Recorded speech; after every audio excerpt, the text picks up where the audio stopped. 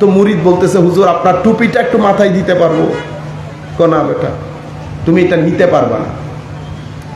হুজুর একটু করে, না তুমি নিতে পারবা না। হুজুর একটু করে দেই, আবার দিয়ে দেব। তো শেখ ওই টুপিটা মুরিদের মাথায় দিল। মুরিদের মাথায় দেওয়ার বার সে এক লাফ দিয়ে ডানে যায়, এক লাফ দিয়ে বামে যায়, এক লাফ দিয়ে দেওয়ালের উপর উঠে। 2-3 মিনিট এরকম হওয়ার পরে মুরিদ তাকে ডেকে টুপিটা মাথা থেকে নিয়ে নিজের মাথায় দিল। তখন সে শান্ত হয়ে গেছে।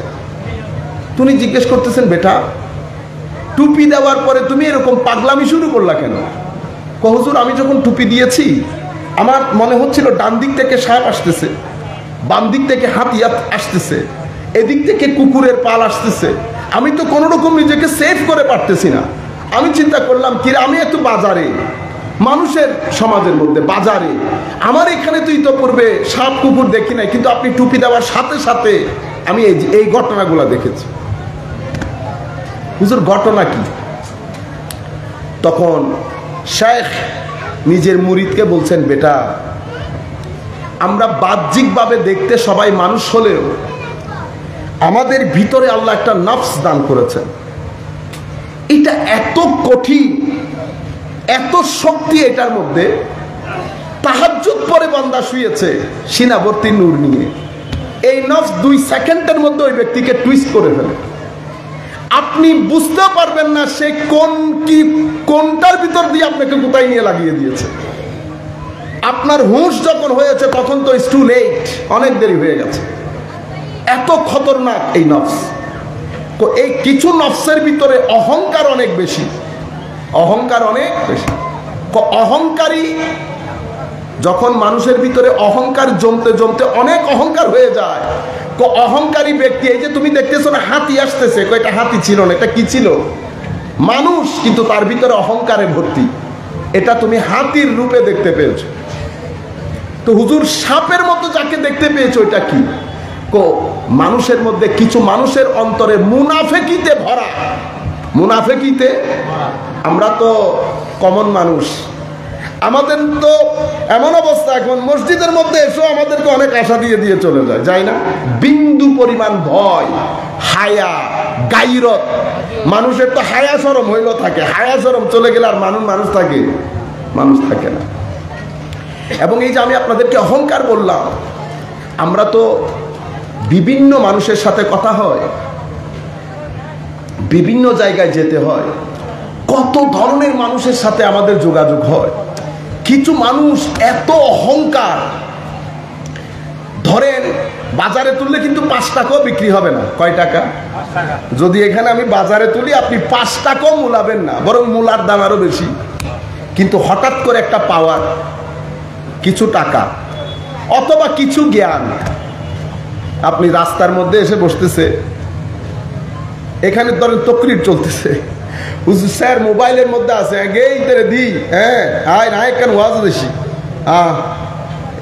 এগুলা গরু ছাগলের কাজ না। বিন্দু পরিমাণ যাদের ভিতরে মাইন্ডসেট আছে, বিন্দু পরিমাণ কমন সেন্স, আপনি মাহফিলের ধরেন আপনাকে প্রধান অতিথি বানানো বা সভাপতি বানানো হয়েছে because of your chair something else, এটা মজলিস। তো আপনি এই যে বেপরোয়া হয়ে গেছেন কেন?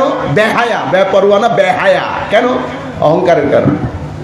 আপনার মনে হচ্ছে ইন ফিরে ইন কি মানুষ না, হ্যাঁ হঠাৎ চলি হইতে পারেননি এন উগ্রে টেলিফোন না, বুঝলেন? এরা বুঝে না কেন? কারণ এরা কখনো জ্ঞানীর সাহচর্যে যায়ও নাই, কিতাব থেকে বই পড়ে কখনো কোনো জ্ঞানও শিখে নাই। এরা ইতিহাস জানে না, এরা পৃথিবীর নিজাম জানে না। পৃথিবী ওনারা ইবেদ সজ্জন না, এটারে কি বলে? জি দুলইন, দোলনা, দোলনা চড়ি না আমরা। তো আপনি কি সবসময় উপরে থাকেন না নিচে নামেন? এটা দুনিয়ার নিয়ম, এটা দুনিয়ার। মুহূর্তের উপরে মানুষ 2 সেকেন্ডে নিচে, 2 সেকেন্ডে নিচে। শুধু সময়।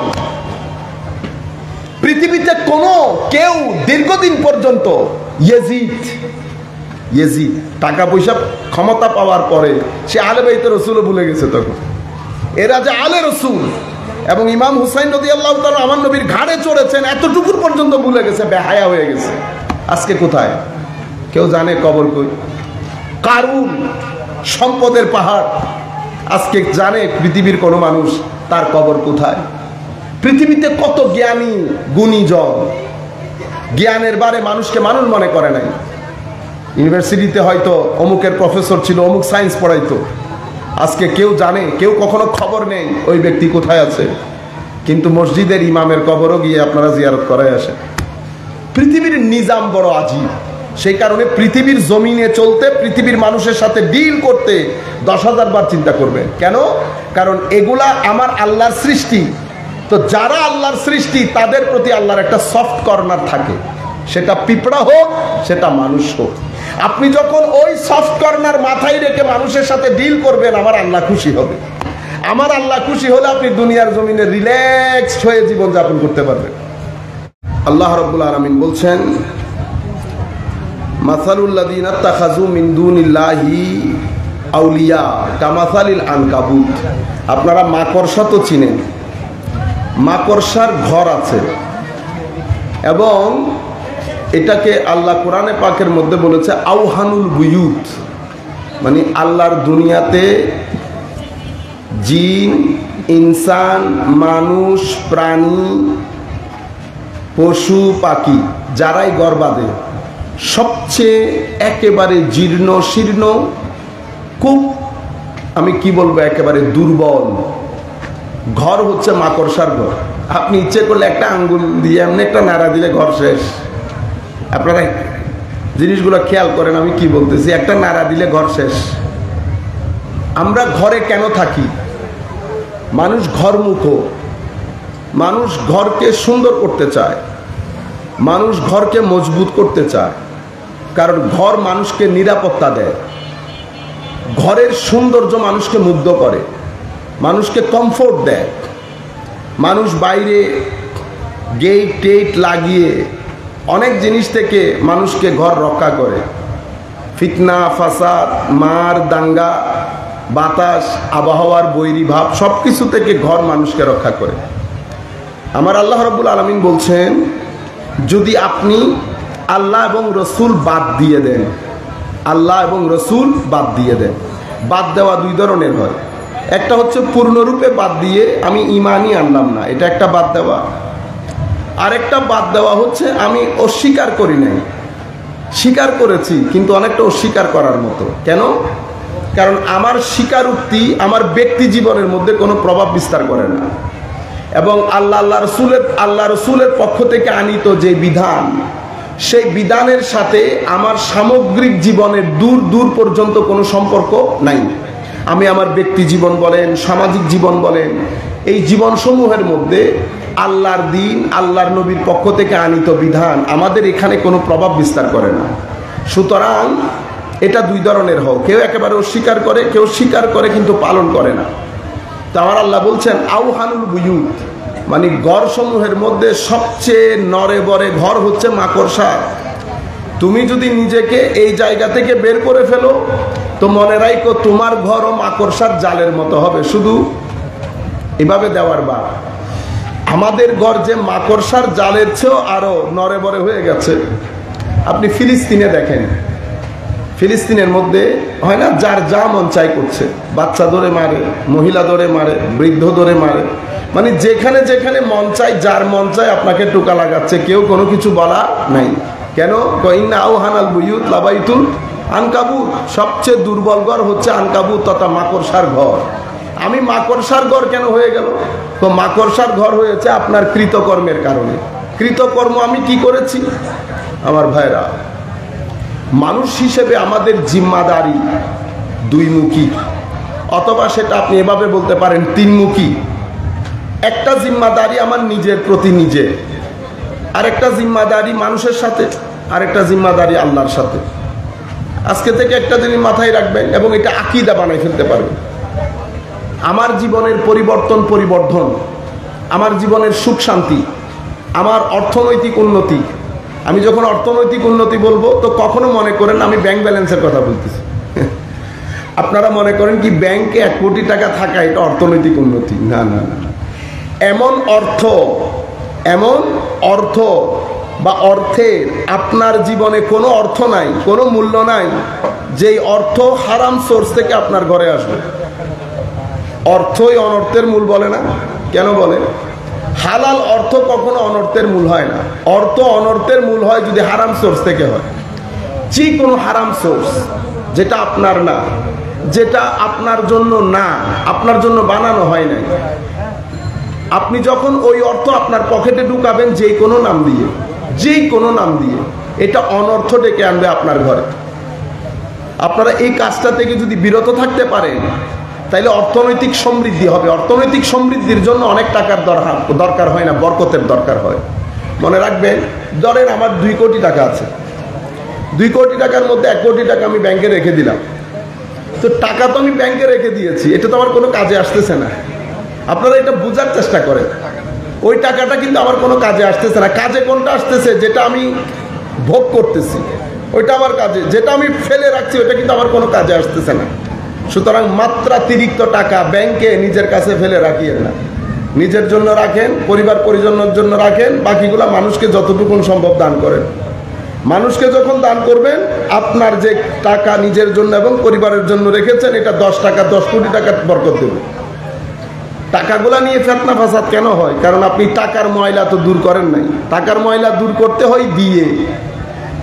আপনারা কেউ যদি চান যে আমার জীবনে একটু গতি আসুক, সুখ আসুক, শান্তি আসুক, আমরা মনে করি কি টাকার সুখ শান্তি, বাবারা মনে করে ছেলে বিয়ে করলো, ভালো চাকরি হয়ে গেল, আলহামদুলিল্লাহ এবার আমি। না না না না, ছেলের চাকরি, ছেলের বিয়ে, এটা একটা জীবনকে শৃঙ্খলাপূর্ণ করে, শান্তিপূর্ণ করে না।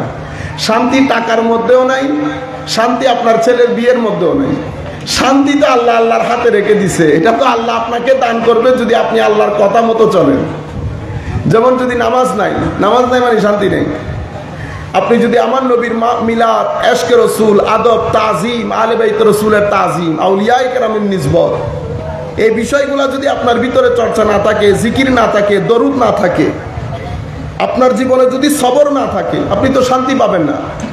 শান্তি আমার আল্লাহ ব্যবস্থা করেছেন দেওয়ার মধ্যে। কিসের মধ্যে? দেওয়ার মধ্যে।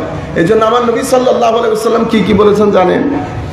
তুমি, কোনো মানুষ তোমাকে রাস্তা খুঁজতেছে কোন জায়গা দিয়ে যাবে, তাকে যদি তুমি রাস্তা দেখিয়ে দাও তো তোমার জন্য সৎকার স্বভাব। যত জায়গায় আপনি স্বভাব করবেন, প্রত্যেকটা জায়গায় আপনার মানসিক অবস্থাকে রিল্যাক্স করবে। সোয়াব মানে শুধু কবরের সোয়াব না। আপনারা মনে করতেছেন এটা কবর হাসরে কাজে আসবে, কবর হাসরে তো অবশ্যই কাজে আসবে, কিন্তু আমার নবীর দেওয়া বিধান প্রত্যেকটা কাজ আপনার ভিতরের জগৎকে শান্তি দেবে।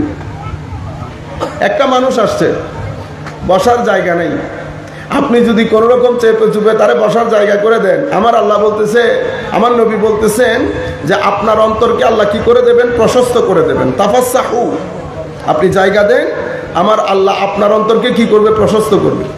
প্রশস্ত অন্তর মানে বুঝেন, মানে আপনার অন্তরকে আল্লাহ রিল্যাক্স করে দেবে। আপনি প্রেশারটা রিলিজ হয়ে যাবে, যেই সমস্ত প্রেশারের কারণে রাত দিন আমরা বয়লিং হচ্ছে আমাদের এখানে, এটা রিলিজ হবে। আমাদের মা বোনদের, আমাদের ঘরগুলোর মধ্যে এই অবস্থা হয়েছে কেন? দেখেন, আমরা প্রত্যেকের জীবন একটা অনিশ্চয়তার মধ্যে, অশান্তির মধ্যে। মানে জীবন, আমরা যে পরিবার পরিজন নিয়ে যে জীবন যাপন করছি, মোস্টলি দেখা যায় ছেলে পুলে হয়ে গেছে বলে, এরকম না? ঘটনা কেন? আগে তো হয় না এগুলা, আগে কিন্তু এরকম ছিল না। এখন কেন হচ্ছে? এখন হচ্ছে, মনে রাখবেন, আপনার জীবনে যখন গুনাহ বেড়ে যাবে, আপনার জীবনে অশান্তি বেড়ে যাবে। গুনাহ এবং অশান্তি একটা একটার সাথে অঙ্গাঙ্গিভাবে জড়িত। আপনি ইচ্ছে করলে আমার কথা পরীক্ষা করতে পারেন। আপনি আগামী 3 দিন যেই গুনাহ আপনি করেন, আমি তো জানি আমি কি কি গুনাহ করি, কাউকে তো বলে দিতে হবে না। আমি এই 3 দিন যদি গুনাহ থেকে মুক্ত থাকি, আপনি দেখবেন জিন্দেগির মধ্যে শান্তি থাকবে। আপনি যত গুনাহ বাড়িয়ে দেবেন, আপনার জীবনের অশান্তি তত বেড়ে যাবে। সেই কারণে কবি কি বলেছে নজরুল? পরিশ্রমে আনে ধন, পুণ্য আনে সুখ। পুণ্যের মধ্যে সুখ, পাপের মধ্যে অসুখ। আপনি পাপ করে কখনো শান্তিতে থাকতে পারবেন না। আপনি আমাকে জিজ্ঞেস করতে পারেন, হুজুর যারা পাপ করে বড় লোক, বড় বড় গাড়ি দৌড়ায়, ওনারা কি অশান্তিতে আছেন? আপনি খবর নিয়ে দেখেন। যা কিছু আপনারা দেখতেছেন, আমাদেরকে দেখতে বাইরের রূপ, ভিতরে সব অন্য ধরনের, ভিতরের সব অন্য ধরনের। ভিতরে যাদের শান্তি আছে ওদের সাথে বসলে আপনার অন্তর রিল্যাক্সড হয়ে যাবে, বুঝতে পারতেছেন? সুতরাং পাপ আপনি কবর চিন্তা করিয়েন না, যে পাপ করলে কবর না, পাপ অশান্তি করবে আপনার জীবনকে। সুতরাং যে কোনো পাপ করবেন সাথে সাথে তওবা করে ফেলবেন, সাথে সাথে ওযু করবেন, আল্লাহর দরবারে ক্ষমা চাইবেন, এটা হচ্ছে নরমাল পাপ।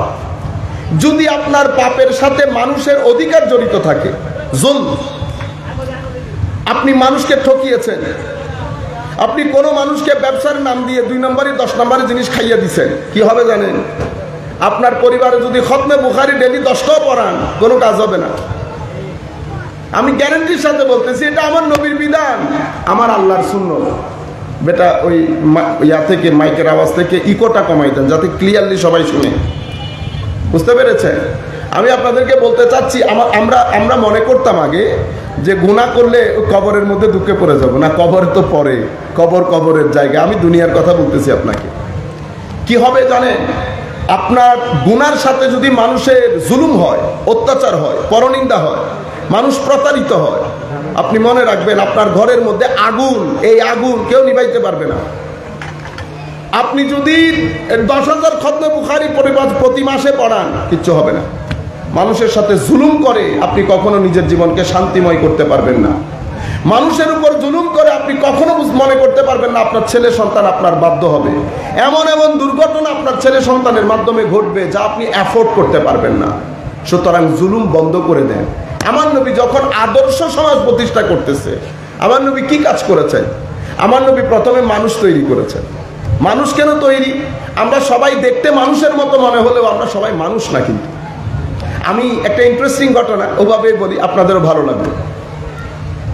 পীর মুরিদ যখন আমরা বলি, আপনাদের মাথার মধ্যে একটা ইমেজ চলে আসে, ভণ্ড, বুঝতে পেরেছেন? বেশ কিছুদিন, গত 30-40 বছর ধরে আমরা যাদেরকে পীর বা যারা হাইলাইটেড হচ্ছে এবং সোশ্যাল মিডিয়ার মাধ্যমে পুরা বাংলা ভাষাভাষীর কাছে প্রসারিত হচ্ছে, মোস্টলি তো এরকমই। কিন্তু আসলে কি পীর ওরকম? আপনারা পীর দেখেন নাই, ওই জন্য আপনারা পীর দেখেন নাই।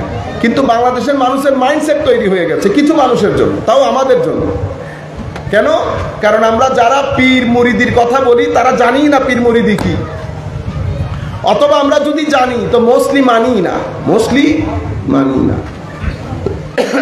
একবার দেড়শো করি সলাতুনিয়া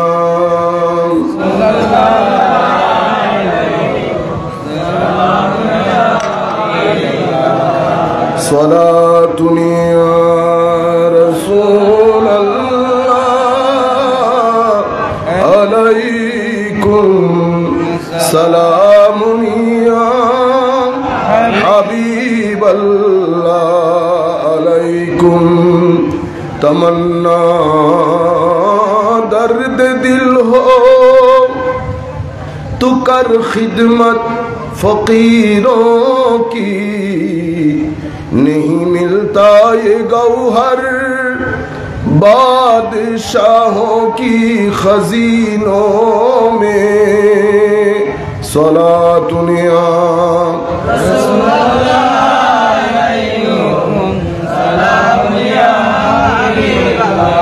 सलातुनिया रसूलल्लाह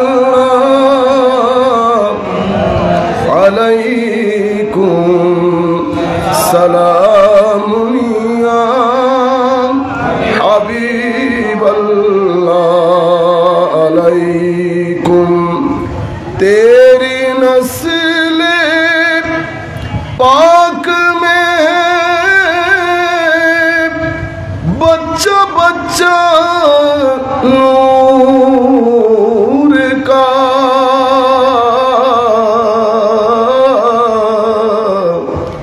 तू है आईने नूर तेरा सब घराना नूर का सलातुनिया रसूल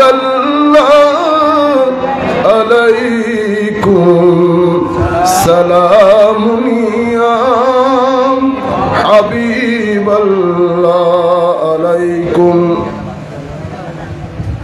মানুষকে তৈরি করতে হয়। কিভাবে মানুষকে তৈরি করতে হয়? মানুষকে আল্লাহ রাব্বুল আলামিন অপরিসীম শক্তি দিয়ে আল্লাহ মানুষকে বানিয়েছে, মানুষের ভিতর বাহিরে অপরিসীম শক্তি। আল্লাহ মানুষের চোখের মধ্যে যে ধার দিয়েছেন, ব্রেইনের মধ্যে যে ধার দিয়েছেন, শুধু এতটুকু বুঝেন, আমরা যে প্লেন নিয়ে যেতে যেতে চাঁদের দেশে চলে যাচ্ছি, এটা কিভাবে যাচ্ছি, কি পরিমাণ শক্তি আল্লাহ মানুষকে দান করেছে দেখেন। যে কোনো ধরনের বড় বড় প্রাণী, বাঘ, সিংহ, আমরা মানুষ কাবু করে ফেলছি না। কোরআনে পাকের মধ্যে আল্লাহ একটা খুব সুন্দর করে বলেছেন, সানুরিহিম আয়াতিনা ফিল আফাক ওয়া ফি আনফুসিহিম হাত্তা ইয়াতাবায়্যানা লাহুম আন্নাহুল হক। আমার আল্লাহ বলছেন, আমি নবমণ্ডল, ভূমণ্ডল, আসমান, জমিন, গ্রহ, নক্ষত্রের মধ্যে অনেক কিছু রেখেছি এবং অনতিবিলম্বে কিছু মাইন্ড, কিছু ব্যক্তি সেই বিষয়গুলোর ভিতরে গবেষণা করে সেই বিষয়গুলো তোমাদের সামনে রাখবে, তোমরা অবাক দৃষ্টিতে তাকিয়ে থাকবে এবং আমাকে মেনে নিতে বাধ্য হবে। তো আমি যেরকম বাহ্যিক পৃথিবীতে, বহির জগতের মধ্যে আমি অনেক নিদর্শন রেখেছি, অনুরূপভাবে আমি তোমাদের ভিতর জগতের মধ্যে অনেক ব্যাপক নিদর্শন রেখেছি। কিন্তু এই যে আল্লাহ রাব্বুল আলামিন আপনাকে শক্তি দিয়েছেন, ব্রেইনের শক্তি হোক আর আপনার ভিতরের শক্তি হোক, ব্রেইনের শক্তি দিয়ে আপনি এগুলাকে কি করবেন? ডিসকভার করবেন। এবার ব্রেইনকে আল্লাহ কত শক্তি দান করেছে দেখেন। আপনি যখন এই শক্তিগুলা বুঝতে পারতেছেন, আকর্ষণ, মধ্যাকর্ষণ আপনারা বলছেন, তো যারা এই বিষয়গুলা করে তাদেরকে আমরা বিজ্ঞানী, সায়েন্টিস্ট, বৈজ্ঞানিক। আর যারা ভিতরের জগৎ নিয়ে গবেষণা করে, ভিতরের শক্তিকে জাগরিত করে, তাদেরকে আমরা আল্লাহর বলি বলি। কিন্তু এই যে ভিতরের শক্তি জাগরিত হওয়া, এটা কিন্তু একদিনে সম্ভব হয় না, এক মিনিটেও সম্ভব হয় না। আল্লাহ পৃথিবীর যত খনিজ সম্পদ মাটির নিচে রেখেছে, এগুলা খোদাই করতে হয়, এগুলার জন্য অনেক চেষ্টা প্রচেষ্টা করতে হয়, এটা একদিনে সম্ভব হয় না। তো ওই চেষ্টা প্রচেষ্টাকে মুজাহাদা বলে তাসাউফের পরিভাষায়। এই এই এই জিনিসটার জন্য মানুষ অনেক চেষ্টা প্রচেষ্টা করতে হয়। কিভাবে? কেউ রোজা রেখে, কম কথা বলে, মানুষ থেকে দূরে থেকে, নিবিড় সাধনা, আল্লাহর ইবাদত, জিকিরের মধ্যে, মানুষকে দেওয়ার মধ্যে অনেকভাবে মানুষ এই কঠিন শক্তির পেছনে দৌড়ায়, শক্তিটাকে উন্মোচন করার জন্য। কিন্তু মনে রাখবেন, আমার জীবনের মধ্যে একটা নির্দিষ্ট পরিবর্তন যদি না হয়, আমি আপনাদেরকে বলতে চেয়েছিলাম দেখতে সবাই মানুষের মতো, কিন্তু কি আসলে কি মানুষ? তো পীর সাহেব যাচ্ছেন, মুরিদ সহ আছে, আল্লাহর বলি, সুবহানাল্লাহ। তো তখনকার পীর, তখনকার মুরিদ, বুঝতে পারছেন না? আজ থেকে 20 বছর আগেও আমি মাঝে মধ্যে এই জিনিসগুলো যখন মাথায় আসে আমার অস্বস্তি লাগে। আজ থেকে 15-20 বছর আগে, 15-20 বছরও না তো 15 বছর আগে মাহফিলের মধ্যে যারা ওয়াজ করতে আসতেন তারা কে? আমরা আগে বলতাম, ও হাশিমি সাহেব হুজুর আসতেছেন, এসে গেছে হুজুর এসে গেছে। মানে কে এসে গেছে? হাশিমি সাহেব হুজুর এসে গেছে ওয়াজ করার জন্য। যিনি ওয়াজ করতেছেন উনি কে? উনি নঈমি সাহেব হুজুর, জালাল সাহেব হুজুর। আবার বলতেছি, মা জাফর আহমদ বদরি সাহেব হুজুর ওয়াজ করতেছে, এদিকে আল্লামা গাজালি জামান, মুসলিউদ্দিন সাহেব হুজুর তশরিফ আনছে। আজীব বিষয় না, 10 বছর 15 বছর আগে। এখন আপনি চিন্তা করেন, এখন যখন আমরা নিজেদেরটা চিন্তা করি, আমার নিরেট মনে হয় কালকে কিয়ামত এসে যাবে। কারণ এরকম আমাদের মতো জাহেল মূর্খগুলা কিভাবে স্টেজের মধ্যে বসে গেল। কত বড় বড় আলেম, যেমনে এলম তেমনি ইবাদত। আমাদের জিন্দেগি তো ফ্রডে ভরা। তো আমাদেরকে দেখতে মানুষ মনে হলেও সবাই কি মানুষ? কোনো সবাই মানুষ না। তো মুরিদ বলতেছে, হুজুর আপনার টুপিটা একটু মাথায় দিতে পারবো? না বেটা, তুমি এটা নিতে পারবা না। হুজুর একটু করে, না তুমি নিতে পারবা না। হুজুর একটু করে দেই, আবার দিয়ে দেব। তো শেখ ওই টুপিটা মুরিদের মাথায় দিল। মুরিদের মাথায় দেওয়ার বার সে 1 লাফ দিয়ে ডানে যায়, 1 লাফ দিয়ে বামে যায়, 1 লাফ দিয়ে দেওয়ালের উপর উঠে। 2-3 মিনিট এরকম হওয়ার পরে মুরিদ তাকে ডেকে টুপিটা মাথা থেকে নিয়ে নিজের মাথায় দিল। তখন সে শান্ত হয়ে গেছে। তুমি জিজ্ঞেস করতেছেন, বেটা টুপি দেওয়ার পরে তুমি এরকম পাগলামি শুরু করলা কেন? হুজুর আমি যখন টুপি দিয়েছি আমার মনে হচ্ছিল ডান দিক থেকে সাপ আসতেছে, বাম দিক থেকে হাতি আসতেছে, এদিক থেকে কুকুরের পাল আসতেছে। আমি তো কোনো রকম নিজেকে সেভ করে পারতেছি না। আমি চিন্তা করলাম কি আমি একটু বাজারে, মানুষের সমাজের মধ্যে বাজারে, আমার এখানে তো ইতোপূর্বে সাপ কুকুর দেখি নাই, কিন্তু আপনি টুপি দেওয়ার সাথে সাথে আমি এই ঘটনাগুলো দেখেছি। হুজুর ঘটনা কি? তখন শেখ নিজের মুরিদকে বলছেন, বেটা আমরা বাহ্যিকভাবে দেখতে সবাই মানুষ হলেও আমাদের ভিতরে আল্লাহ একটা নফস দান করেছেন। এটা এত কঠিন, এত শক্তি এটার মধ্যে। তাহাজ্জুদ পরে বান্দা শুয়েছে সিনাবর্তী নূর নিয়ে, এই নফস 2 সেকেন্ডের মধ্যে ওই ব্যক্তিকে টুইস্ট করে ফেলে।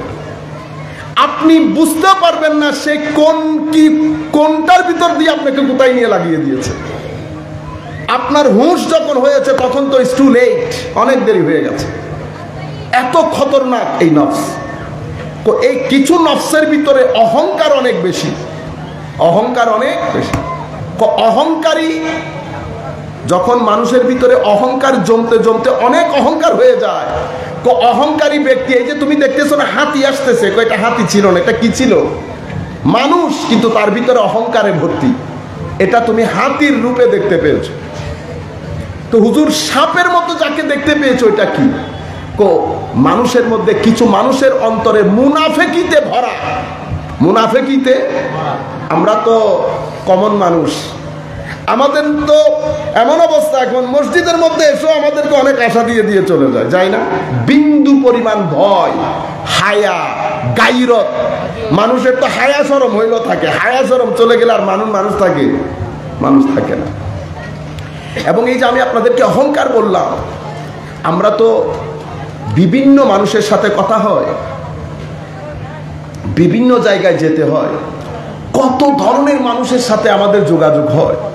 কিছু মানুষ এত অহংকার, ধরেন বাজারে তুললে কিন্তু 5 টাকাও বিক্রি হবে না। কয় টাকা? যদি এখানে আমি বাজারে তুলি আপনি 5 টাকাও মূলাবেন না, বরং মূলার দাম আরো বেশি। কিন্তু হঠাৎ করে একটা পাওয়ার, কিছু টাকা অথবা কিছু জ্ঞান, আপনি রাস্তার মধ্যে এসে বসতেছে, এখানে ধরেন তকরির চলতেছে, হুজুর স্যার মোবাইলের মধ্যে আছে,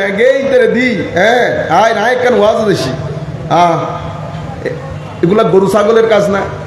বিন্দু পরিমাণ যাদের ভিতরে মাইন্ডসেট আছে, বিন্দু পরিমাণ কমন সেন্স, আপনি মাহফিলের ধরেন আপনাকে প্রধান অতিথি বানানো বা সভাপতি বানানো হয়েছে because of your chair something else, এটা মজলিস। তো আপনি এই যে বেপরোয়া হয়ে গেছেন কেন? বেহায়া, বেপরোয়া না বেহায়া কেন? অহংকারের কারণে। আপনার মনে হচ্ছে ইন ফিরে ইন কি মানুষ না, হ্যাঁ হঠাৎ চলি হত্যা রাননি এন উগ্রে টেলিফোন বুঝুন। এরা বুঝে না কেন? কারণ এরা কখনো জ্ঞানীর সাহচর্যে যায়ও নাই, কিতাব থেকে বই পড়ে কখনো কোনো জ্ঞানও শিখে নাই। এরা ইতিহাস জানে না, এরা পৃথিবীর নিজাম জানে না। পৃথিবী ওনারা ইবেদ সজ্জন না, এটারে কি বলে? জি দুলইন, দোলনা, দোলনা চড়ি না আমরা। তো আপনি কি সবসময় উপরে থাকেন না নিচে নামেন? এটা দুনিয়ার নিয়ম, এটা দুনিয়ার। মুহূর্তের উপরে মানুষ 2 সেকেন্ডে নিচে, 2 সেকেন্ডে নিচে। শুধু সময়। পৃথিবীতে কোনো কেউ দীর্ঘদিন পর্যন্ত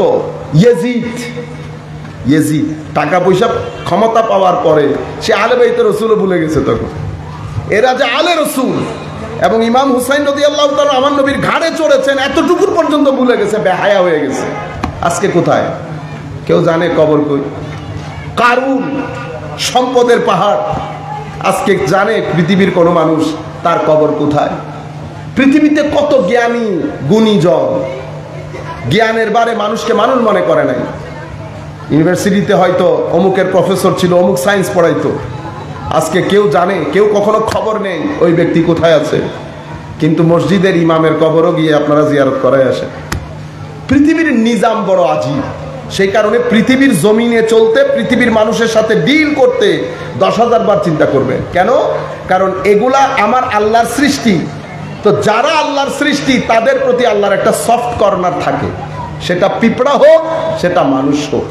আপনি যখন ওই সফট কর্নার মাথায় রেখে মানুষের সাথে ডিল করবেন, আমার আল্লাহ খুশি হবে। আমার আল্লাহ খুশি হলে আপনি দুনিয়ার জমিনে রিল্যাক্সড হয়ে জীবনযাপন করতে পারবেন। আপনার হাতে অপশন দুইটা, কোন দিকে আপনি যাবেন। হয় আপনি আমার আল্লাহ আল্লাহ রসুলের দেওয়া পথে চলবেন, গুনাহ করবেন না তো গুনাহ আমি না করে উপর থেকে ফেরেশতা এসে করবে, গুনাহ আমি করব। আমি 100 বার গুনাহ করে আল্লাহর দরবারে 100 বার ক্ষমা চাইবো, আমার আল্লাহ ক্ষমা করে দেবে। কিন্তু আমি মানুষের সাথে প্রতারণা করব না, আমি জুলুম করব না, তু মে করব না, রাস্তার মধ্যে লুঙ্গি তুলে উপরে হাঁটবো না, রাতের 11টার সময় হই হই রই রই করে কথা বলে মানুষকে ডিস্টার্ব করব না, কোনো কলেজের সামনে দাঁড়িয়ে আমার মা বোনদেরকে ডিস্টার্ব করবো না, ইফটিজিং করবো। এই ঘটনাগুলো যদি আপনি আপনার জীবনে ঘটান, প্রথম যে ঘটনাটা দুর্ঘটনাটা ঘটবে সেটা হচ্ছে আপনার জীবন অসম্ভব অসম্ভব অসম্ভব অশান্তির হয়ে যাবে। আপনার পরিবার পরিজন আপনি যেভাবে চাচ্ছেন সেভাবে বড় করতে পারবেন না। ছেলেরা রিয়াক্ট করবে, প্রটেস্ট করবে। এটা শুধুমাত্র আপনার বিহেভিয়ারের কারণে ওখানে করতেছে তা না, এটা পুরো দুনিয়ার নিয়ম। আপনার শরীর, আপনার শরীর এটা আপনারই তো।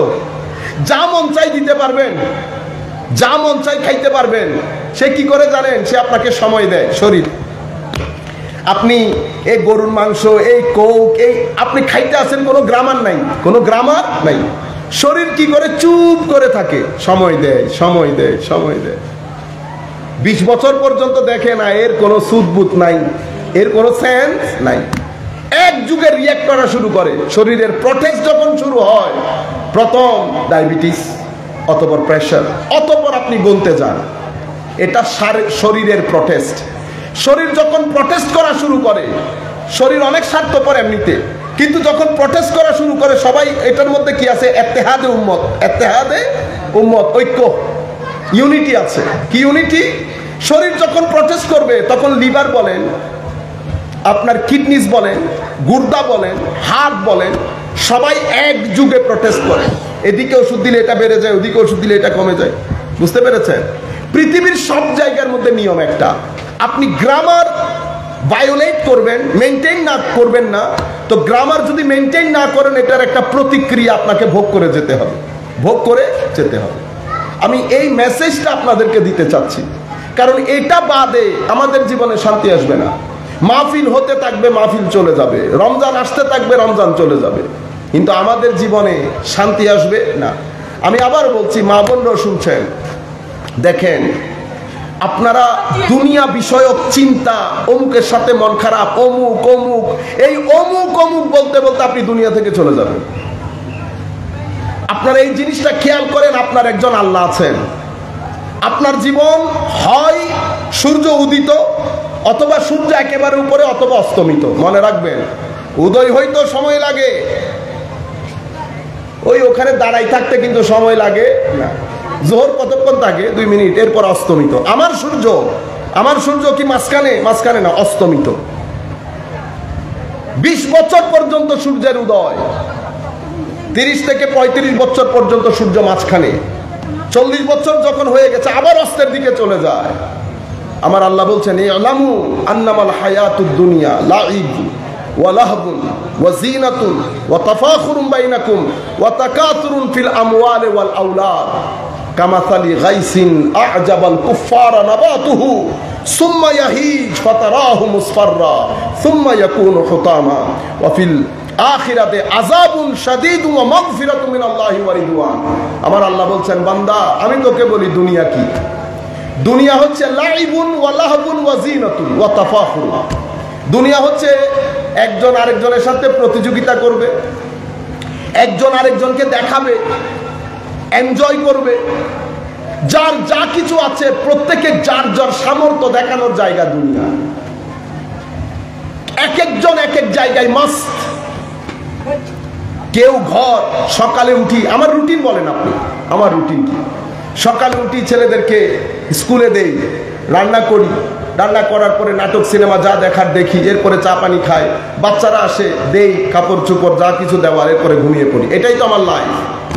আমাদের লাইফ কি? সকালে উঠি, অফিসে যাই, অফিসে যাওয়ার পর ওখানে কাজকর্ম করে বিকালে আসি, এসে চা পানি খাই, নাটক সিনেমা দেখে ঘুমিয়ে যায়। এটাই তো জীবন। দেখি আপনি বলেন তো, আপনি বলছেন আপনি মুসলমান, তো মুসলমান যদি হয়ে থাকেন, আমাকে তো অনেক লম্বা সময় পর্যন্ত যে জায়গায় থাকতে হবে, সেই জায়গা তার কোনো কিছু আপনার জীবনের রুটিনের মধ্যে আছে কিনা?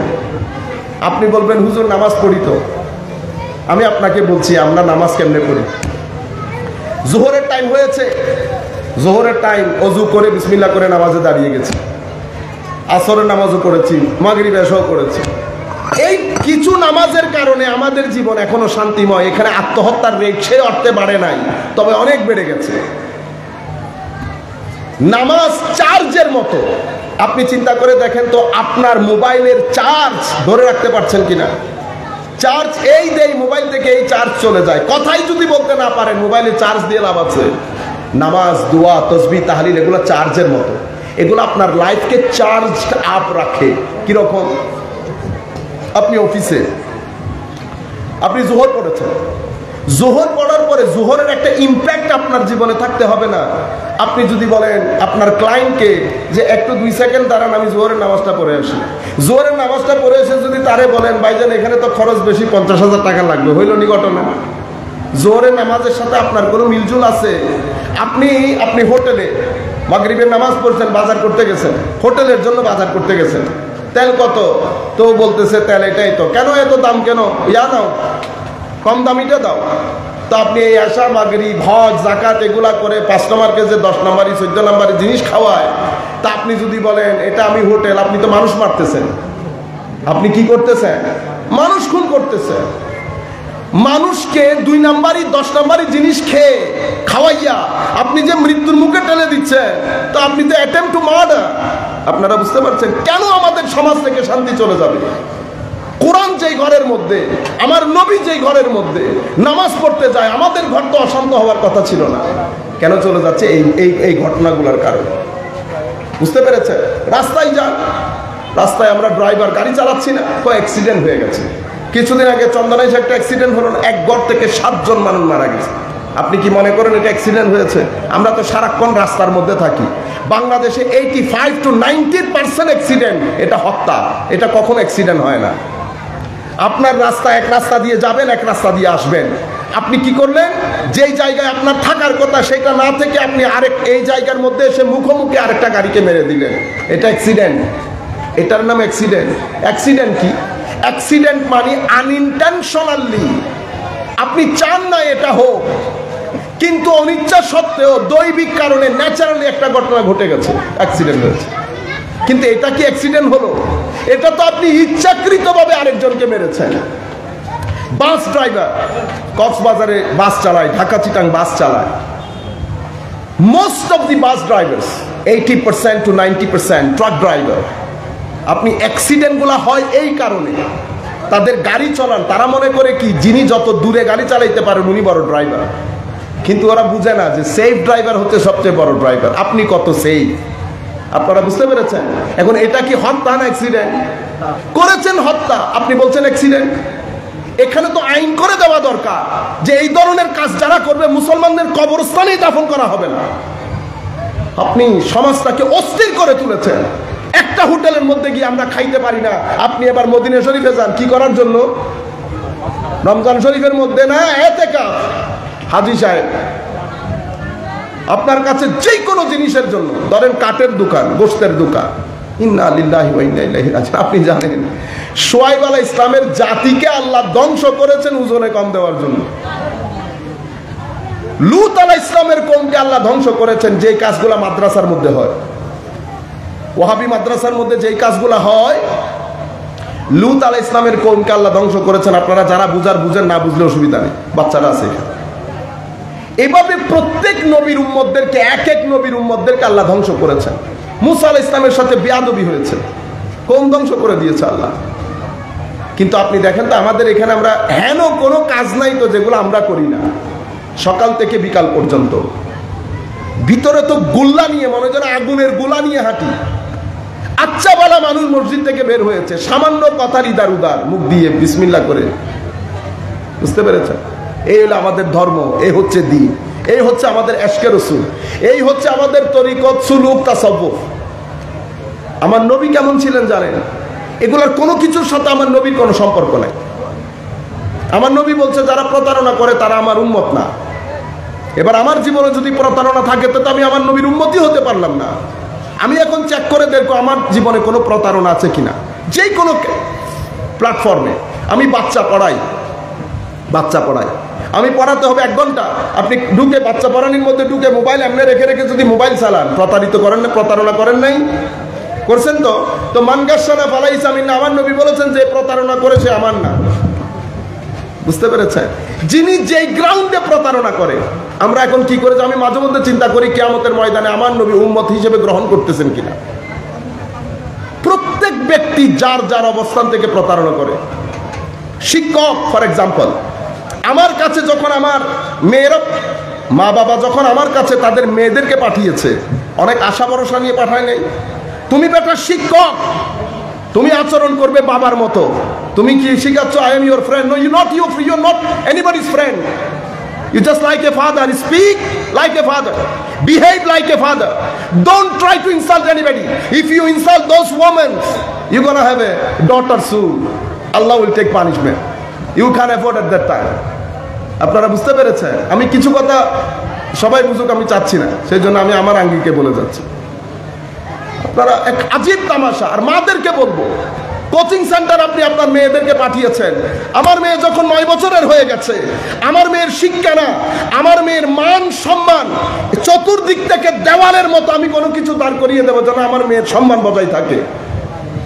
সমাজের মধ্যে মা বাবা, সমাজের ভাই বোন, ছেলেদেরকে বিশেষ করে বলছি, আপনার গ্রামের, শহরের, আপনার এই অঞ্চলের যারা মেয়েরা আছে, মারা আছে, তাদের প্রোটেকশন দেওয়া আপনাদের উপর ফরজে আইন। আপনি দেখতে শুধু আপনার বোন প্রোটেক্ট করা না, আমার মেয়েরা, আমার গ্রামের মেয়েরা, এলাকার মেয়েরা যেন প্রোটেক্টেড থাকে। বুঝতে পেরেছে? এখন আমাদের মারা, ইন্না লিল্লাহি ওয়া ইন্না ইলাইহি রাজিউন, ঘটনা কি হবে জানেন? বিয়ে প্রথা বন্ধ হয়ে যাবে। আপনি অশ্লীল হবেন, হতে দিবেন, প্রচার করবেন, প্রচারে অংশ নেবেন। সমাজের মধ্যে যখন অশ্লীলতা বাড়ে, আমার আল্লাহ বলছে না সেই কারণে যে তোমরা ইন্নাল্লাযীনা ইয়াশিউল ফাহিশাত, যারা সমাজের মধ্যে ফাহিশাত অর্থাৎ অশ্লীলতাকে ছড়িয়ে দেয়, আমার আল্লাহ নিষেধ করেছেন অশ্লীলতা না ছড়ানোর জন্য। আমার নবী বলেছেন অশ্লীলতা যদি ছড়িয়ে দাও, সমাজ যদি অশ্লীল হয়, সেই সমাজের মধ্যে এমন এমন রোগবালাই হবে যেটা তোমাদের পূর্ববর্তী প্রজন্ম কখনো শুনেও নাই এই রোগবালাইয়ের ব্যাপারে। আপনারা সুন্নতে ইলাহি এটা, এখানে অশ্লীলতা বাড়বে, এমন এমন অসুস্থতা কল্পনা করতে পারবেন না, তোমার বাপ দাদারাও কোনোদিন শুনেবে নাই। এই ধরনের অসুস্থতা দিয়ে আল্লাহ তোমাদেরকে পরীক্ষা করবে। সুতরাং আমরা যেটা করব, 9 বছর বয়স, আমার মেয়ে হয়ে গেছে, আমার ছেলে হয়ে গেছে, বাবার উচিত ছেলের উপর পরিপূর্ণরূপে কি করা? চোখ রাখা। মাদের উচিত, কারণ এই কাজটা বাবারা করতে পারে না, মাদের উচিত কোনো কথা গোপন না করা। প্রত্যেকটা কথা রাতে বসে হাজব্যান্ড এন্ড ওয়াইফ শেয়ার করা, কি কি ঘটনা ঘটতেছে ভিতরে, যদি আপনারা সোসাইটি প্রোটেক্ট করতে চান। কেন? কারণ আমার বোন, আমার মেয়ে, তাদের নিরাপত্তা, তাদের সম্মান, এটার উপর একটা জাতির পবিত্রতা নির্ভর করে। এটার উপর একটা জাতির পবিত্রতা নির্ভর করে। জাতি যদি অপবিত্র হয়ে যায় তো আর রইল কি আপনার কাছে? আপনি আমেরিকা ইংল্যান্ডের কথা বলছেন, আমরা দরকার নেই, আমরা we don't want to be American, we don't want to be English, we are Muslim, we want to be Bengali, Bangladeshi, that's enough for us. আপনারা আমাদেরকে আমেরিকান ইংল্যান্ডি বানানোর চেষ্টা করিয়েন না, এখানে কিছু লবি কাজ করে। বুঝতে পারছেন? আমাদেরকে আমেরিকান বানানো, আমার আমেরিকান বানানোর কোনো দরকার নাই। আরে আল্লাহর পাকের মেহেরবানিতে আমার দেশের মধ্যে যত শান্তি আছে, এখনো পর্যন্ত আমেরিকার শান্তি আমার দেশ থেকে ইম্পোর্ট করতে, কি বলে, এই ইম্পোর্ট করতে হবে। আমি এক্সপোর্ট করতে পারবো শান্তি, আপনার সমাজে শান্তি নাই। আপনারা বুঝতে পেরেছেন? আপনারা দিন ছাড়বেন না, শান্তি দিনে, শান্তি মাজারের জিয়ারত করবেন। এখানে আবার নতুন ডং ডং শুরু হয়েছে, জিয়ারত বেদাত, মাজার আদা মাথা কিছু জানেন মাজার কি জিনিস? 1200-1300 বছরের আইম্মায়ে কেরাম ঘাস কেটেছিল, কারো বুঝে আসে নাই। মাজার গুলা কি শুধু বাংলাদেশ, ইন্ডিয়া, পাকিস্তানে? বাংলাদেশ, ইন্ডিয়া, পাকিস্তানে। আমার নবীর রওজায়ে পাক তৈরি হয়েছে কি গত বছর, গত শতাব্দী, মানে 700 বছর আগে। তো এই 700-800-900 বছর ধরে এত বড় বড় বুজুর্গানি দিন চলে গেছে, কারো বুঝে আসে নাই মাথায়? এ আপনার বুঝে আসতেছে, কালকে সকালের পোলা নাকি বেরিয়ে দুধ পড়বে। বুঝতে পেরেছেন ঘটনা কি হচ্ছে এখানে? ঘটনা 3টা। একটা হচ্ছে আমার মূর্খতা। মানুষ যখন কোনো বিষয়ে জানে না, না জানলে মানুষের প্রতিবাদের সীমা থাকে না। এটা মানুষের ধর্ম। মানুষ যেটা জানে না সেটা স্বীকার করতে চায় না। আমাদের প্রথম সমস্যা হচ্ছে আল জাহাল, মূর্খতা, আমি জানি না। দ্বিতীয় বিষয় হচ্ছে হাওয়া, নফস। নফস ধাক্কা মারে, টাকা আসে তো বাইরে থেকে। তৃতীয় হচ্ছে বাইরের যোগান, টাকা পয়সা।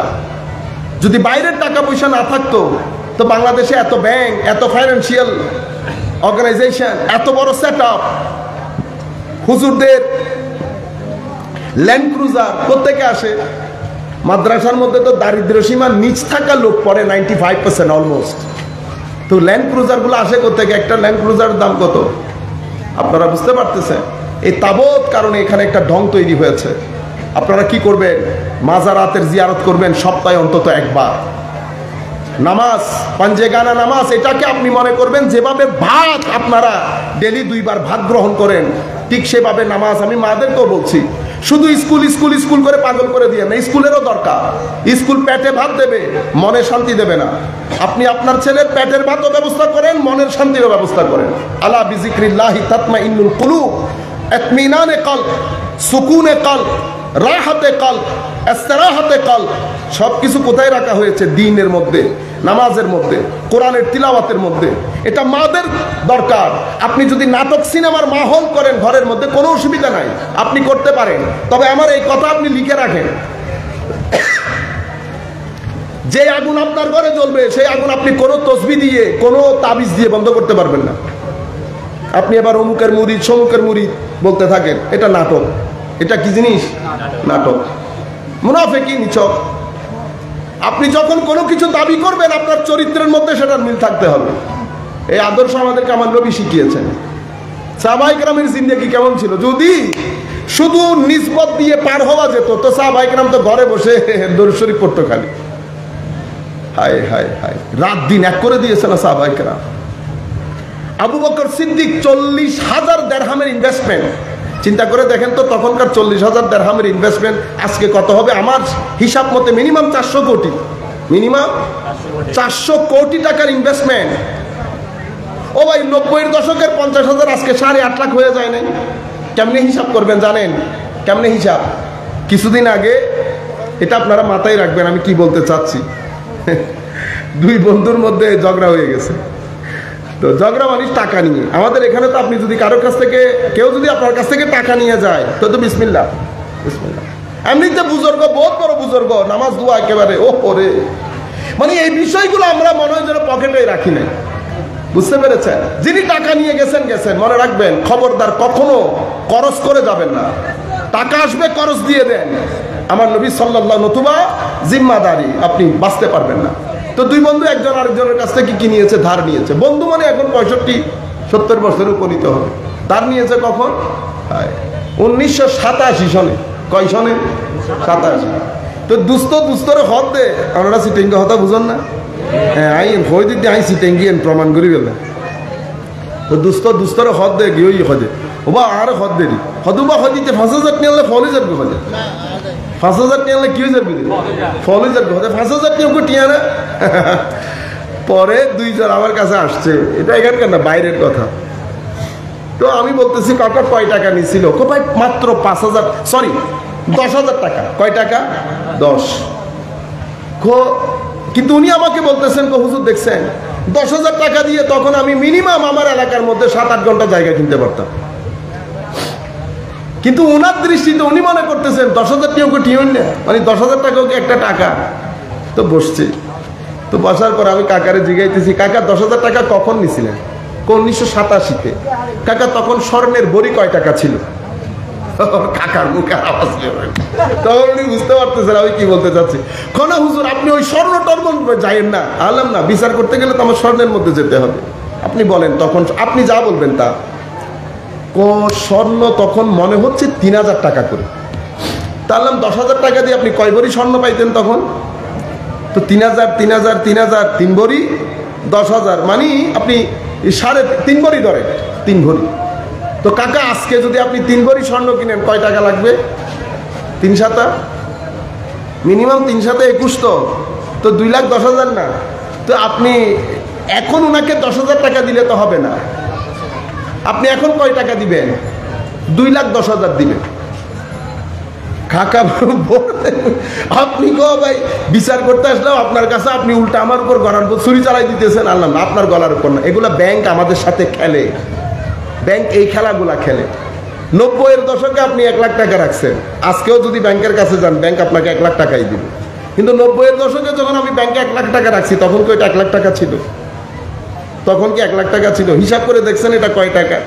5,000 টাকা যদি স্বর্ণ ধরেন তখন 1 লাখ টাকা দিয়ে আমি কয় ভরি স্বর্ণ পাচ্ছি? 20 ভরি। 5 20 100, 1 লাখ।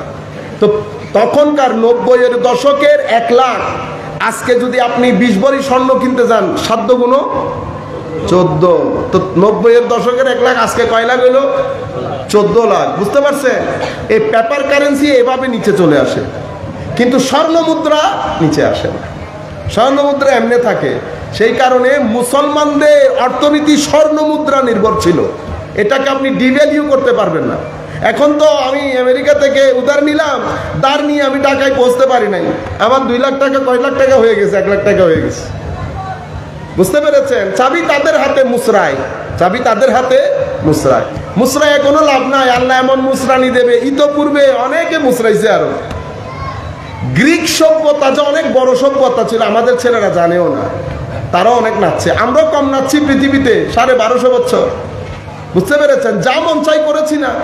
এখন আমাদেরকে দেখলে বোঝা যায় যে আমরা পৃথিবীতে নাচাইছি এক সময়। এখন তো আমাদেরকে মায়ানমারও মারে, মায়ানমারও মারে না। বুঝতে পেরেছেন? ইন্না আওহানাল বুয়ুত লাবাইতুল আনকাবুত, সবচেয়ে নড়ে বড়ে ঘর কিসের? মাকড়সার। এখন আমরা মাকড়সার ঘরে থাকি। তখন আমরা কিসের ঘরে থাকতাম? স্টিলের ঘরে। কোনো মায়ের ছেলে চোখে চোখ রাখে কথা বলে নেই।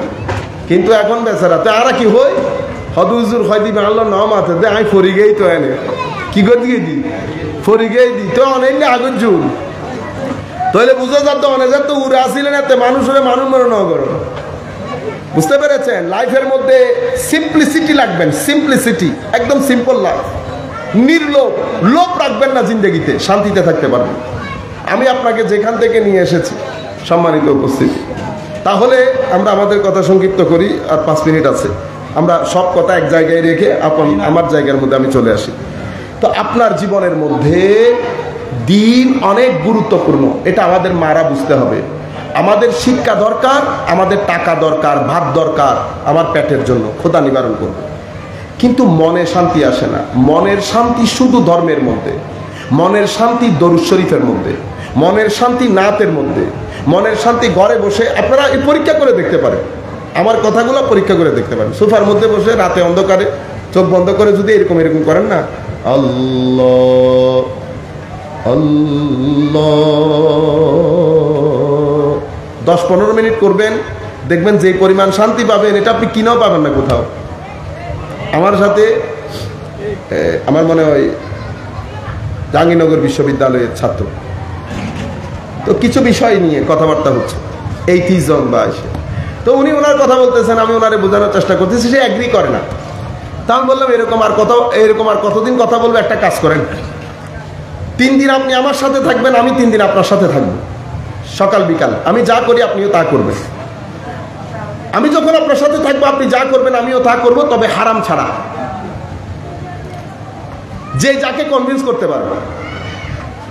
তো আমি বলতেছি প্রথমে আপনি আমার সাথে থাকেন, তো আমার সাথে রাখছি। আমি বলছি আপনি 3টা দিন, সোমবার, মঙ্গলবার এবং বৃহস্পতিবার, এই বারগুলোতে আপনি আমার সাথে থাকলে হবে। তো আমরা স্বাভাবিকভাবে দরুদের মাহফিল হয়, জিকিরের মাহফিল হয়, নাতের মাহফিল হয়। 2 দিন থাকার পর উনি বলতেছেন হুজুর আর 3য় দিন লাগবে না। আমি কনভিন্সড। কারণ সব কথা মুখে বোঝানো যায় না, আমাদের তো একটা লিমিটেশন আছে। কিন্তু কিছু জিনিস সুহবতের মাধ্যমে মানুষের কাছে ট্রান্সফার হয়। আপনি যখন সকাল সন্ধ্যা এক ব্যক্তির সাথে থাকবেন আপনি বুঝতে পারবেন তো কি চায়, এখানে আছে কি।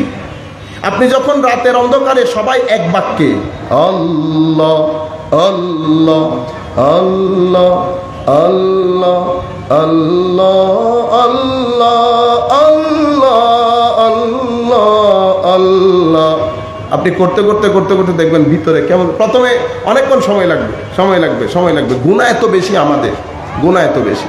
সুবতের মধ্যে যখন এভাবে থাকবেন, দেখবেন ভিতরের জগতের মধ্যে একটা আলাদা শান্তি। এই জগতের মধ্যে এই শক্তিটা আল্লাহ রেখেছে, কিন্তু আমাদের কর্মের কারণে, গুনাহের কারণে, অশ্লীলতার কারণে এখানে এত অন্ধকার হয়ে থাকে, একেবারে 2:30টা 3টার ঘুটঘুটে অন্ধকার। যখন আপনি নামাজ পড়েন, রোজা রাখেন, ওযু করেন, তওবা করেন, তখন এখানকার অন্ধকারগুলো আস্তে আস্তে সরতে থাকে। অন্ধকার যখন সরা শুরু হয়, আপনি চিন্তা করে দেখেন, 5টা সকাল, অতঃপর 6টা, অতঃপর 7টা, আলোকিত হয়ে যাচ্ছে না? 5টায় কিন্তু আপনাকে ঘর থেকে ঠেলেও বের করা যায় না ভয়ে। 6টা যখন বেজে গেছে, পাখির আওয়াজ যখন শুনতেছেন, আপনি রিল্যাক্স হয়ে বের হয়ে যাচ্ছেন। এখানেও 6টা বাজে। এখানকার 6টা কেমনে? এখানকার 6টার জন্য কিছু শর্ত শরায়েত আছে। সেই কারণে সুলুক, সেই কারণে তাসাব্বুহ, সেই কারণে আল্লাহর ওলিদের দরবারে যাইতে হয়।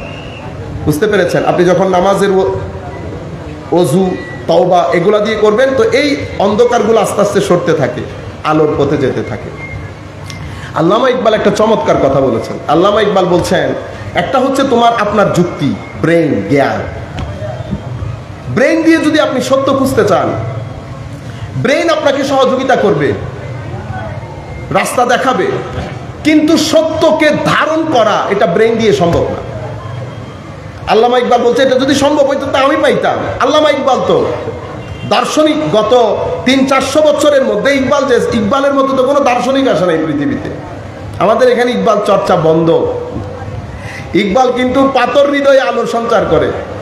ইকবাল জমে ধরা সমাজের মধ্যে রেভলিউশন তৈরি করে।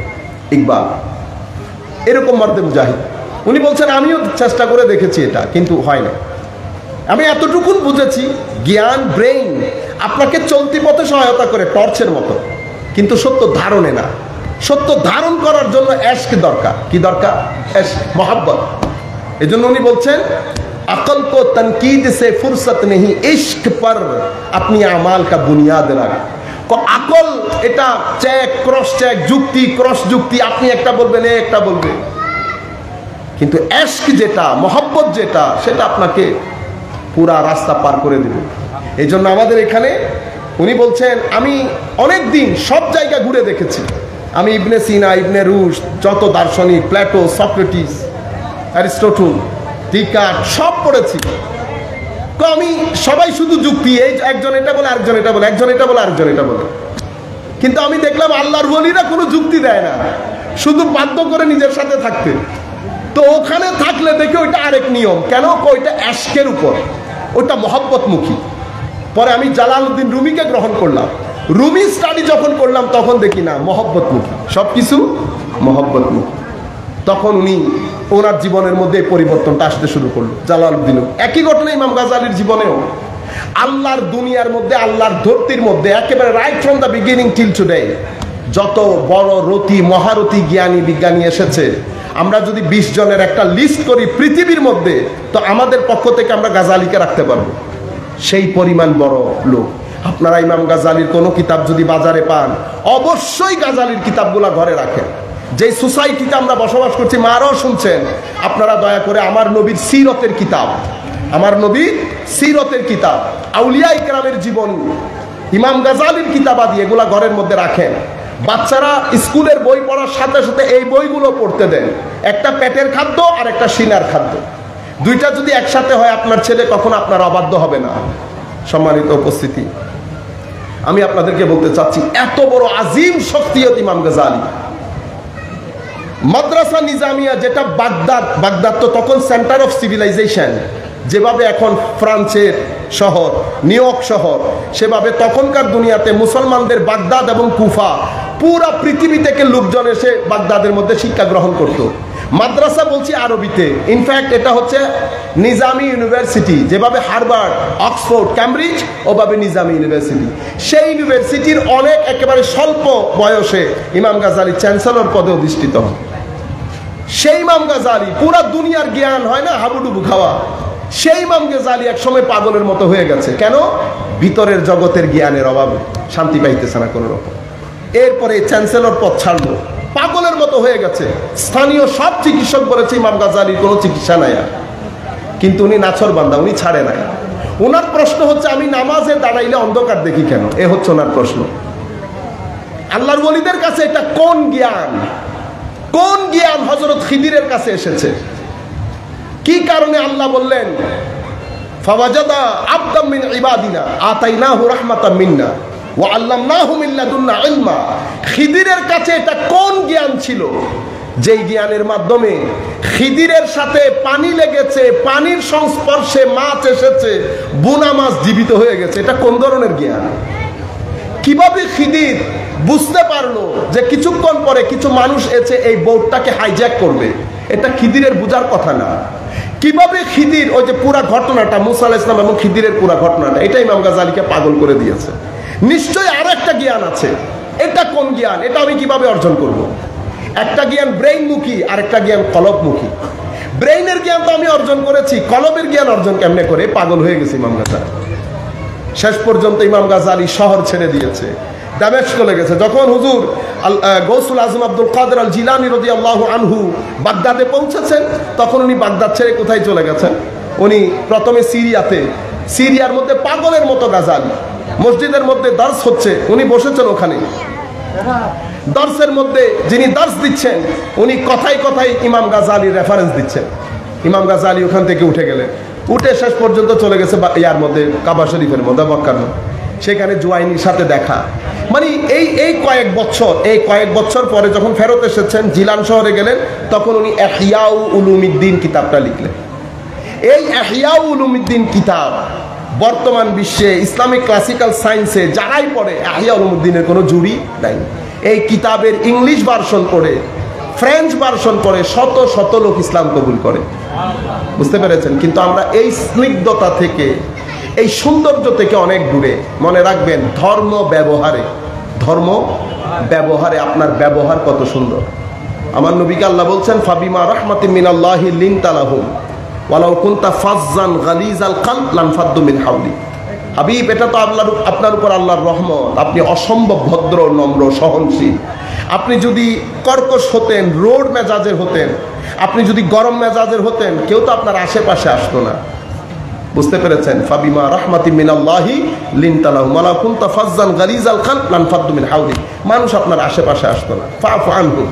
মানুষ মানুষের মতো করে আপনার সাথে ব্যবহার করবে, কেউ আপনার মতো করে আপনার সাথে ব্যবহার করবে না। সুতরাং আপনি তাদেরকে ক্ষমা করে দেন। আপনি মনে কষ্ট নিয়েন না, উল্টা তাদের জন্য দোয়া করেন, তাদের জন্য দোয়া করেন। আপনার যত কাজকর্ম আছে মানুষের সাথে পরামর্শ করেন, আল্লাহর উপর ভরসা করেন। এটা আমাদের নিয়ম কানুন। আমি আমার একেবারে 1 সেকেন্ডের মধ্যে আমি আমার পুরা বিষয়, যেটা মূল মেসেজ আপনাকে দিতে চেয়েছি, সেটা হচ্ছে আমার ভাইয়েরা, ধর্ম আমার নবীর মাধ্যমে আনিত বিধান, এটা আমাদের এই জীবনের জন্য, এই জীবনের স্বস্তি, শান্তি, হায়াতে তৈয়বা, প্রশান্তিময় জীবনের জন্য। যদি আমরা এখানে বিঘ্ন ঘটাই, তাহলে আমাদের দুনিয়ার জীবন অস্থির হবে, কবরের জীবন অস্থির হবে, আখিরাতের জীবন অস্থির হবে। আমরা কাহিনী শুনবো, ওয়াজ তকরির যেভাবে আমরা শুনি, সেভাবে শুনে হয়তো আমাদের মনোরঞ্জন হবে, কিন্তু যদি আমরা ভিতর থেকে পরিবর্তন হতে না পারি, তাহলে আমাদের ব্যক্তি জীবন এটা কোনো কাজে আসবে না। সুতরাং আপনারা আপনাদের ঘরের মধ্যে গিয়ে পরিবার পরিজনের সাথে বসে ঘরের মাহৌলটা পরিবর্তন করেন, ঘরকে দিনমুখী করেন, জিকিরমুখী করেন, ঘরে তিলাওয়াতে কোরআন করেন, নামাজ পড়েন, ঘরে নাটক, সিনেমা এগুলা মিনিমাইজ পর্যায়ে নিয়ে নামিয়ে আনেন। এই জিনিসগুলো আমাদের পুরা সিস্টেমটাকে নষ্ট করে দিচ্ছে। আর ছেলেদের ক্ষেত্রে মাদেরকে বলবো, শুধু স্কুল কলেজ না, স্কুল কলেজ বাদ দিয়েও আরো অনেক জিনিস দরকার আছে। কেন? কারণ আপনার ছেলে শুধু পেট নাই, মনও আছে। আপনি বাদ পেটে দিবেন, মনে শান্তি দিবেন, মনের শান্তি সেটা আপনার জিম্মাদারি, নতুবা আপনি আপনার ছেলেকে জাহান্নামের পথে ঠেলে দিবেন। সে কারণে আমার নবী বলেছেন জান্নাত মায়ের পদতলে। তার মানে কি? তার মানে একটা মা চাইলে সন্তানকে জান্নাতীয় বানাতে পারে, একটা মা চাইলে সন্তানকে জাহান্নামীয় বানাতে পারে। পুরো ডিজাইন আপনি করবেন, এভাবে আপনি জানেন আপনি কিভাবে করেন। এবং আমাদের যে রুটিন, সেই রুটিনের মধ্যে পরিবর্তন আনেন। পুরো রুটিন আমি লিখে আমি দেখি এখানে পরকাল আছে কিনা। যদি পরকালের অ্যাওয়ারনেস না থাকে, আপনি দুনিয়াতে শান্তি পাবেন না। টেনশন টেনশন টেনশন, পাগল হয়ে যাবেন। আপনি দুনিয়ার সিলেবাসের মধ্যে আখেরাত ঢুকান, আখেরাতকে ওখানে আপনি তারজিহ দেন, প্রায়োরিটি দেন, দেখবেন দুনিয়ার জমিনে স্থিরতা চলে আসছে। আল্লাহ রাব্বুল আলামিন আমাদের হামি ও নাসির হোক। মাওলাই করিম আমাদেরকে কবুল করুক। ওয়া মা আলাইনা ইল্লাল বালাগুল মুবিন। আসসালামু আলাইকুম ওয়া রাহমাতুল্লাহ।